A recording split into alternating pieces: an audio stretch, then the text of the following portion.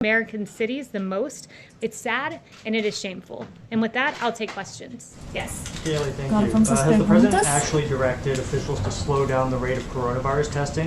No, he has not directed that. And in fact, I would note that first, we continue to test about 500,000 per day, about 500,000 people per day. $1.8 billion is invested in NIH to find new testing capabilities. Any suggestion that testing has been curtailed is not rooted in fact. And yeah, I would just note the extraordinary efforts of this administration. More than at this point, 26.7 million tests, and we should be north of that. When he said Saturday that he told his people to slow it down, what did he mean by that? The president was trying to expose what the media oftentimes does. They ignore the fact that the United States has more cases because we have more testing. We are leading the world in testing, and he was pointing that out, that it's a fact that the media readily ignores. Saying that he told his people to slow down testing is not true? Então não é verdade que ele vai diminuir. It's a comment that he made in passing, specifically with regard to the media coverage, and pointing out the fact that the media never acknowledges that we have more cases because when you test more people, you find more cases. Appropriate to joke about coronavirus when 120,000 people have died? He was not joking about coronavirus. I just said he was joking about the media and their failure to understand the fact that when you test more, you also find more cases. Has the president ever delayed the allocation of federal funding that's already been dedicated to national testing? No, on the contrary, the president has led the way to make us the leading country in the world on testing. In fact, the FDA has authorized 144 tests under EUA's emergency use authorizations. These include 122 molecular tests, 21 antibody tests, 1 antigen test, and the president has led the way in making us the world's leader with regard to testing. The administration sitting on about $14 billion of funds that have been approved, but not yet allocated. Well, I just mentioned the $1.8 billion at NIH that's there, and we're exploring new testing. We're leading the world in testing, and we will continue to do so. Last July, President Trump declared himself the least racist person anywhere in the world. Why does he use racist phrases like the Kung Flu? The president doesn't. But what the president does do is point to the fact that the origin of the virus is China. It's a fair thing to point out, as China tries to ridiculously rewrite history, ridiculously blame the coronavirus on American soldiers. This is what China is trying to do. And President Trump is saying, no, China, I will label this virus for its place of origin. That's what he's saying by using the racist phrase Kung Flu. He is linking it to its place of origin. Asian Americans who are deeply offended and worried that his use will lead to further attacks and discrimination. So the president has said very clearly it's important that we totally protect our Asian community in the U.S. and all around the world. They're amazing people, and the spreading of the virus is not their fault in any way, shape, or form. They're working closely with us to get rid of it. We will prevail together. It's very important. So it's not a discussion about Asian Americans, who the president values and prizes as citizens of this great country. It is an indictment of China for letting this virus get here. And I would also point out that the media blames President Trump for using the terms China virus and Wuhan virus when they themselves have used these very terms. The New York Times called it the Chinese coronavirus, Reuters the Chinese virus, CNN the Chinese coronavirus on January 20th, Washington Post January 21st, Chinese coronavirus, and I have more than a dozen other examples. Kung Flu is extremely offensive to many people in the Asian American community. To be clear, are you saying the White House does not believe it is racist? To be clear, I think the media is trying to play games with the terminology of this virus, where the focus should be on the fact that China let this out of their country. The same phrase that the media roundly now condemns has been used by the media. I can go more examples. Wuhan virus, CNN said on January 22nd, and we can go on and on and on. So while the media wants to focus on nomenclature, the president's going to focus on action. The president and the attorney general over the weekend offered different explanations behind the firing of Jeffrey Berman, the U.S. attorney for the Southern District of New York. Can you clarify now why Berman was dismissed, and if it was at the president's request? Well, I think that they were very much in sync this weekend, the Attorney General and the President, and here's what happened. The President held Mr. Clayton in very high regard, wanted to nominate him to this position in SDNY to keep him in the government as he returns to New York. Barr was working on a smooth transition, and when Berman chose to respond in the way that he did, he came to the President, and the President agreed and fired this individual, Mr. Berman, as Mr. Clayton now will, in time, get to that position. Why was Mr. Berman being dismissed in the first place? Because Mr. Clayton wanted to go back to New York City. We wanted to keep him in government, and therefore he was given the position at SDNY. But why did the President, I have two questions, but why did the President say he wasn't involved in the firing of Jeff Berman when the Attorney General said the President was the one who fired him? Because the Attorney General was taking the lead on this matter. He did come to the President and report to him when Mr. Berman decided not to leave, and at that point is when the President agreed with the decision of the Attorney General and to fire Mr. Berman and to promote Mr. Clayton. He was involved in it then. He was involved in a sign-off capacity. He was not, AG Barr was leading the way, but in a sign-off capacity, yes, the President was. So my second question on testing is, you said the President made that comment in jest about having people slow down the testing. The Vice President just said that it was made in passing. Pierre Navarro said it was tongue-in-cheek. But when the President himself was just asked by a reporter like an hour ago, he did not say that he was just joking when he said that he told officials to slow down the testing. The President instead used that opportunity to extol the fact that we've done more than 25 million tests, that we're finding more people because we're doing more testing. And I would note that what the Vice President said and Peter Navarro, whether it's in jest, in passing, or tongue-in-cheek, those are all synonymous. Why is that funny? Justin. And I just want to note, to follow up on what you don't even have to answer this. The media has never called it the Kung flu. Calling it a Chinese coronavirus and calling it the Kung flu are very different. The media and your network specifically, called it the Kung flu. The media and your network specifically have repeatedly used the term China virus and Wuhan virus, and then gone on to deride the President as somehow using a term that they themselves have never used. So we can go through CNN's history. I'd be more than happy to go through CNN's history. On February 9th, you guys talked about the Wuhan coronavirus. On January 23rd, you guys talked about the Wuhan coronavirus. On January 22nd, the Wuhan virus. I can write it all out for you. I can detail it for you in an email. Kayleigh, Yes, you've got to Justin. admit that. It is not the same thing as calling it the Kung flu. I first want to just follow on what you were just talking about with Berman. So, obviously the President made the decision to nominate Clayton to the job, and that led to the sort of kerfuffle that we saw over the weekend. But there's this decision to remove Berman from the post before Clayton was nominated, or before Clayton was either nominated or, more importantly, confirmed. And so I think the question is, why did you take the acting U.S. attorney out of his job before there was a Senate-confirmed replacement? Because there's an intent to put Clayton there, and so there will be an interim individual, an acting attorney, as we work to get Mr. Clayton in that position. Yeah, but I guess the question is, why didn't he continue in his position? Because we are hopeful that Clayton will be confirmed. We're not leaving him there. We're putting an interim person in place. No investigation will be affected by this, as was made clear by Attorney General Barr. Then, sorry, I wanted to ask about the President over the weekend said that he didn't impose sanctions on China over the Uyghur internment camps because he was worried about his ability to negotiate the trade deal. But since the trade deal was signed in January, China, as you mentioned earlier, not only has acted in ways that you frustrated with on coronavirus, but the President has announced their behavior in Hong Kong, and they failed to live up to many of the tenets of the trade deal itself.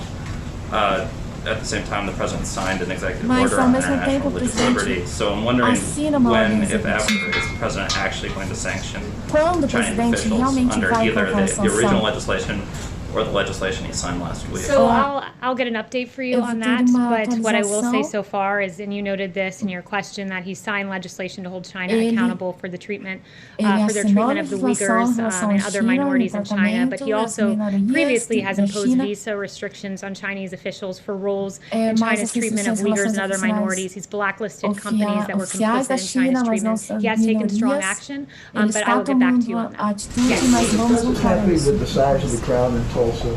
The president was very pleased with the rally. I was with him, and I just have to say these media reports that he's somehow furious on the plane, there is no grounding in fact to that. I was with him on Marine One on the way there, on Marine One after.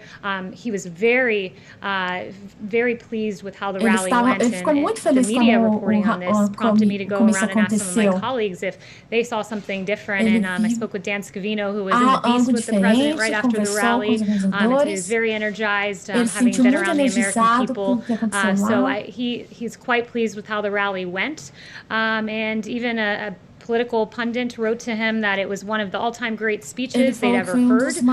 We saw him expose his own humanity when he described the wonderful West Point story. The speech made his message so clear and compelling that no one could possibly have missed it, and it was so great to be out of the swamp and in the country, and those comments are how the president feels too. Make any changes to these events, like have more outdoor events where people aren't clumped together, or any? What's been contemplated? So on the note of future rallies, I'd refer you to the campaign. Thanks so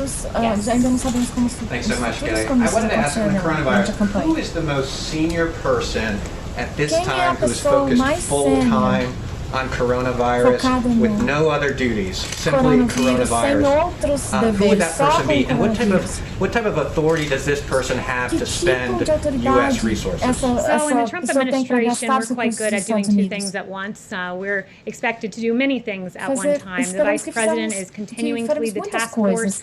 They meet regularly.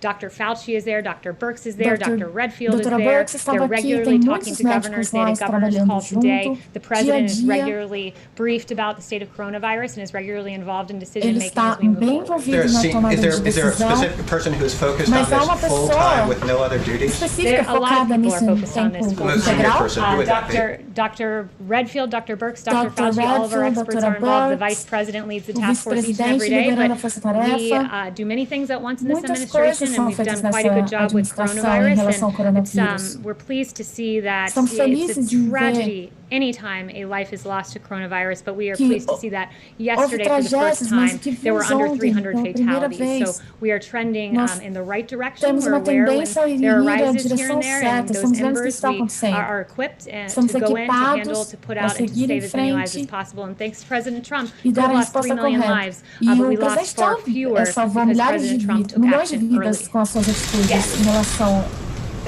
Kayleigh, two on Venezuela, but first I just wanted to follow up very quickly on Lucia's question and Caitlin's follow-up. Does the president regret using the term Kung Flu, regardless of the fact that media organizations, including my own, had early on described the virus as the Wuhan virus? That is a different thing than saying Kung Flu. Does the president regret using that term? The president never regrets putting the onus back on China, pointing out that China is responsible for this, and in the process standing up for U.S. troops who are being blamed by China in a campaign of misinformation. And on Venezuela, who does the president consider to be the legitimate leader of Venezuela, and is he still interested in any form in meeting with President Nicolás Maduro? Yeah, I'm very glad you asked this question. The president tweeted today that unlike the radical left, I will always stand against socialism and with the people of Venezuela. My administration has always stood on the side of freedom and liberty and against the oppressive Maduro regime. Nothing has changed. He continues to recognize Juan Guaido as the leader of Venezuela. Does he reject the characterization in John Bolton's book that he once said it would be cool to invade Venezuela? John Bolton has completely discredited himself. Multiple senior administration officials are on the record exposing his lies, and even the media seems to have taken note of John Bolton and how ridiculous some of the things he said. The reviews that his book has gotten have been right on in the media. The media has said that this book is exceedingly tedious and slightly unhinged, loaded with self-importance. That was the New York Times. The New Yorker said he takes an inflated view of himself and a willingness to blame others for just about everything. The Federalist talked about the numerous serious factual flaws which have been underlined as being false by Pompeo, Lighthizer, and others who have all come out and said that this book is full of mistruths about themselves and about others in this administration, and certainly about the president. Does he claim that that was untrue then? Você diz então que não é verdade? Kayleigh, thank you very much. I wanted to go back to the SDNY and Berman. Was Jeffrey Berman fired because of investigations that he had overseen into President Trump's associates, including Rudy Giuliani and Michael Cohen? Was he fired because he had overseen those investigations? No, he was not. And as I noted earlier, and AG Barr noted, this will not disrupt the cases being handled by the district, which will proceed as normal. But is the President of the White House not at least concerned about the appearance of impropriety in the firing, given that those cases were being handled in his office? The administration has very clearly outlined the reason that he is leaving, and it is because Mr. Clayton will be moved into that role. Is the White House concerned about the fact that coronavirus cases are now rising on a national basis after having plateaued? I think it's a very important question you're asking, and what I would note is the fatality numbers. We're pleased to see that number coming down. I would also point out that Dr. Burks said to me that a higher number of these cases are less severe cases per positive than at the beginning of this pandemic, because what's happening is because of our extraordinary work with testing, we're able to identify cases in the community before they develop symptoms and are in a hospital. So instead of identifying cases in hospitals, we're identifying them in the community, which is a really good and positive development, and we are equipped to handle when we see these embers that have occurred. Yamish. All right, thanks, Kayleigh. I have two quick questions. The first is on the president has attacked the move to remove Confederate statues across the country. He said that there was an assault on full art heritage. What does the White House and the president say to Americans who find it offensive to glorify people who owned other Americans, including enslaved African Americans? So I would note on statues that what we're seeing across the country is really quite confusing, because you're seeing statues defaced, like Gandhi's statue defaced, and Ulysses S. Grant's statues defaced, and abolitionist Matthias Baldwin's statue defaced. At the same time, we're being told that George Washington's statue needs to come down, and Thomas Jefferson's statue needs to come down. Where do you draw the line, from Gandhi all the way to George Washington? And it seems the American people very much agree with the president on this, on not bringing down these statues. Less than a third of those polled, according to Morning Consult, think these statues should be taken down. 61% oppose it, according to Marist. 62% according to Marist.